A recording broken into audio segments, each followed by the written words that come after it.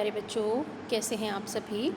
आशा करती हूँ आप सभी घर में ठीक होंगे, तंदुरुस्त होंगे और साथ ही साथ में पढ़ रहे होंगे और अपने समय का सही प्रकार से सदुपयोग कर रहे होंगे।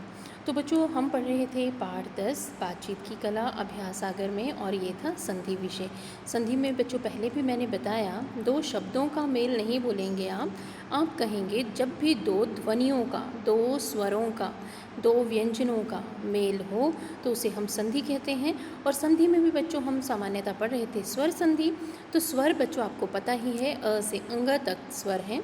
और जब किसी भी स्वर का किसी पहले शब्द में अंत के व्यंजन में अगर कोई स्वर हो, ठीक है, और दूसरे शब्द के पहले व्यंजन में पहले अक्षर में कोई स्वर हो तो उसे स्वर संधि कहते हैं। जैसे जब हम स्वरों का स्वरों से मेल करते हैं तो उसे हम स्वर संधि कहते हैं।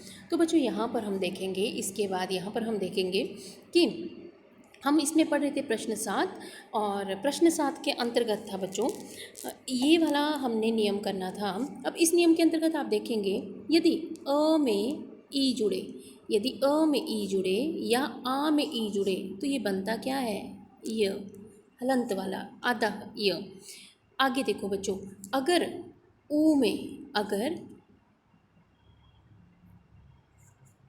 अगर यहाँ पर देखेंगे पुनः एक बार बच्चों, यदि ऊ में अ जुड़े तो बनता है व, और व कौन सा बनता है, आधा। अब आगे देखेंगे, ई या ए में ई में ए जुड़े, एक मात्रा जुड़े मतलब तो बनता है य।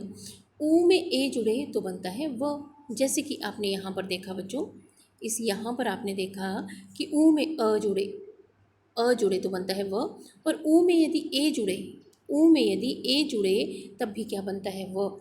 यानी अ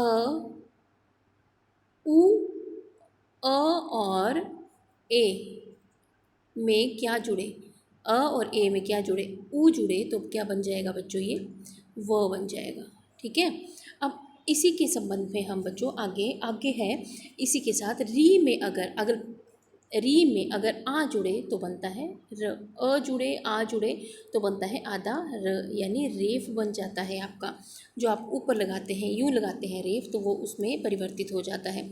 अब बच्चों मैं अपना अगला प्रश्न पर पढ़ती हूँ, प्रश्न नंबर 7 हमने ऊपर तक कर लिए थे। प्रश्न 7 है बच्चों इसमें कि यदि जमा अपि, ठीक है, ई और अ, ठीक है, आधा यह बन गया, यद्यपि इति जमा आदि इत्यादि यह बन गया, प्रति जमा एक प्रत्येक, आधा त हो गया और यह को इसने पूरा किया एक, अनु जमा एष्णा ऊ और अ बन गया, ऊ और अ जुड़ा तो बन गया व।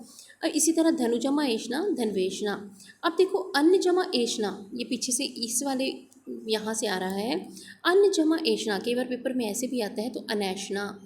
अब देखो आगे, धन जमा ऐष्णा धनैष्णा। इसके बाद पितृ जमा आगमन पित्रागमन, री प्लस आ, ठीक है, री ऋषि और आ जुड़े तो बन गया आपका आधा र।